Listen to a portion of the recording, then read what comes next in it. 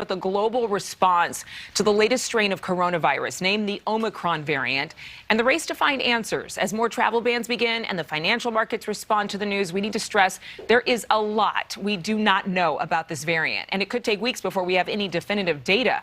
The United States is now restricting flights from South Africa and 7 other countries. Later this morning, President Biden will update Americans on the U.S.'s response to Omicron. Overnight, Japan announced it will ban foreign visitors starting tomorrow. In Portugal, 13 cases of Omicron were found among members of a soccer team. Scotland just discovered 6 new cases of the variant. And this weekend, Canada reported 2 cases in Ontario, the first in North America. Our Allison Harris is live at the White House. Allison, there are probably a lot of people at home that might be imagining there's this huge surge based on this global response. But in many of these instances, in many of these nations, we're only seeing a handful of cases. So certainly this is a strong preventative response. How is the Biden administration responding?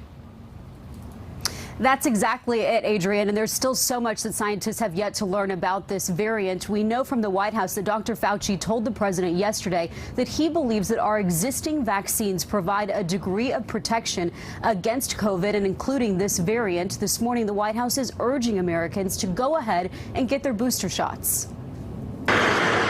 President Biden returning from Thanksgiving in Nantucket amid a new COVID scare. I'm having a meeting with my medical team. As I get back to the White House, I'll have more to say. The president meeting with his chief medical advisor, Dr. Fauci, and members of the White House COVID response team Sunday night, talking all things Omicron. Dr. Fauci telling the president it will take 2 more weeks to learn how transmissible it is and just how severe. Pfizer says it can adjust its vaccine to be more effective against this variant within 6 weeks and ship initial batches within 100 days if needed, suggesting a future shift to variant-specific vaccines. Dr. Fauci recommending all fully vaccinated adults get a booster shot as soon as possible, and adults and children who are not yet fully vaccinated get their shots immediately. Dr. Fauci saying it is just a matter of time before Omicron is detected in the United States, with confirmed cases found in Hong Kong, Israel, Belgium, and now Canada. This travel ban on flights from 8 African nations where Omicron originated goes into effect today, although it does not apply to American citizens and permanent U.S. residents who must show a negative COVID test to travel to the U.S.